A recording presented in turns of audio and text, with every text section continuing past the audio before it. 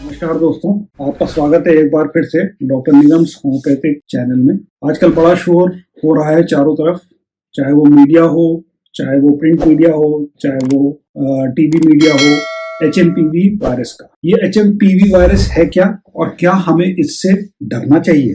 देखिए, HMPV human मेटान्यूमो virus है। ये एक नॉर्मल वायरस है जो 2001 से पूरी दुनिया में समय समय पे होता आता है। एचएमपीवी वायरस जो होता है ये ज्यादातर शुरुआत में ठंड की या जब बसंत ऋतु आती है, ठंड से आप जाते हैं टूवर्ड्स समर्स, उस समय एक्टिव होता है। ये वायरस मिक्सोवायरिडी फैमिली का वायरस है और ये रेस्पिरेटरी सिंसेशियल वायरस यानी कि आरएसवी वायरस, जो कि सबसे कॉमन कॉज होता है कॉफ एंड कोल्ड का, फ्लू का, उसका एक वेरिएंट है या उसका एक भाई बंधु है। एचएमपीवी वायरस से डरने की बिल्कुल जरूरत नहीं है। आपको याद होगा जब कोविड आया था तो कोविड से मोर्टेलिटी बहुत जाने गई थी। उसका कारण यह था कि कोविड एक नया वायरस था और हमारे अंदर उसकी इनेट इम्यूनिटी नहीं थी। एचएमपीवी वायरस और आरएसवी वायरस 2001 से बहुत रैम्पेंट है, इसलिए हमारे अंदर एक इनेट इम्यूनिटी उनके लिए है। तो अगर आपको एचएमपीवी वायरस का इन्फेक्शन हो भी जाता है खुदा न खास्ता, तो वो माइल्ड ही होना चाहिए।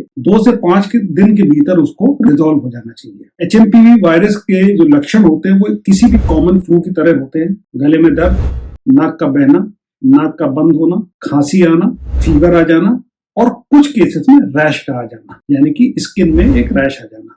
ये एचएमपीवी वायरस के माइल्ड लक्षण है। अगर एचएमपीवी वायरस किसी बुजुर्ग को होता है, किसी उस व्यक्ति को होता है जिसकी इम्यूनिटी लो है, या छोटे बच्चों में होता है, तो संभावना होती है कि ये एक सीवियर फॉर्म ले सकता है, जिसको वॉच आउट करने की जरूरत होती है। जब सीवियर फॉर्म हो जाता है तो सांस लेने में दिक्कत होने लगती है, पसली चलने लगती है जिसको वीजिंग कहा जाता है, रेस्पिरेटरी रेट बढ़ जाती है, ब्रोंकियोलाइटिस, ब्रोंकाइटिस, सीओपीडी के सिम्टम्स और निमोनिया के सिम्टम्स आने का डर रहता है। इसकी वॉच करने की जरूरत है। अगर फ्लू 5 दिन से ज्यादा चले या 1 हफ्ते से ज्यादा चले तो कृपा करके अपने पर्सनल फिजिशियन को जरूर मिले। निमोनिया एक्सरे से डायग्नोज हो जाता है, बहुत सिंपली डायग्नोज हो जाता है, पता लग जाता है उसके लिए क्या करना है। बहुत severe form of HMPV virus अगर होगा, जो कि 1000 में शायद एक व्यक्ति को होगा, वो होगा ARDS, acute respiratory distress syndrome. इसको पहचानने का क्या तरीका है?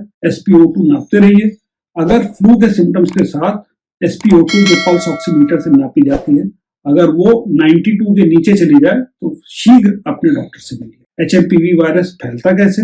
ये एक सिंपल ड्रॉपलेट इन्फेक्शन है। जब आप खांसते या छींकते हैं, अगर आप वायरस से संक्रमित हैं तो ये वायरस का संक्रमण ड्रॉपलेट के द्वारा चारों तरफ फैलता है। किसी संक्रमित व्यक्ति के कांटेक्ट में आने पे, अगर कहीं पे ड्रॉपलेट वायरस के पड़े हों, उसको छूने से ये होता है। सावधानियां बरतना बहुत सिंपल है।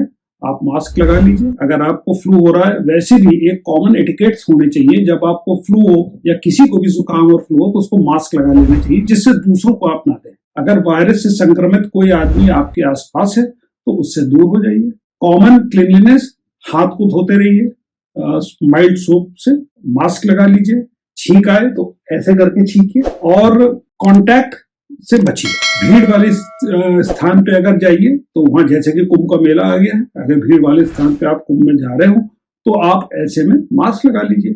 इतनी ही सावधानियां करने की जरूरत है। कतई एचएमपीवी वायरस से डरने की जरूरत नहीं है। अगर किसी को एचएमपीवी वायरस का संक्रमण हो जाए तो उसको कुछ करने की जरूरत नहीं है, उसको रेस्ट करने की जरूरत है, अपने को हाइड्रेट करने की जरूरत है। 2 से 5 लीटर पानी पीने की या पनीली चीजें पीने की जरूरत है। पैरासीटामोल नाम की दवा लेने की जरूरत है। और अगर आपको होम्योपैथी में विश्वास है तो एक अच्छे होम्योपैथ के पास चले जाइए। वो आपके सिम्टम्स के बेस करके आपको दवा देगा और उस दवा से आपको जरूर आराम मिलेगा। जो बीमारी 5 से 7 दिन लेती है वो 2 से 3 दिन में खत्म हो। होम्योपैथी का वायरल संक्रमण में बहुत ही अच्छा उपाय है, जैसा कि कोविड के पैंडेमिक के समय दुनिया ने देखा, इंडिया ने देखा। इतना ही मैं आपसे कहना चाहूंगा एक बार फिर, एचएमपी वायरस से डरने की कोई जरूरत नहीं है। ये कोई एपिडेमिक के रूप में इंडिया में आने वाला नहीं है।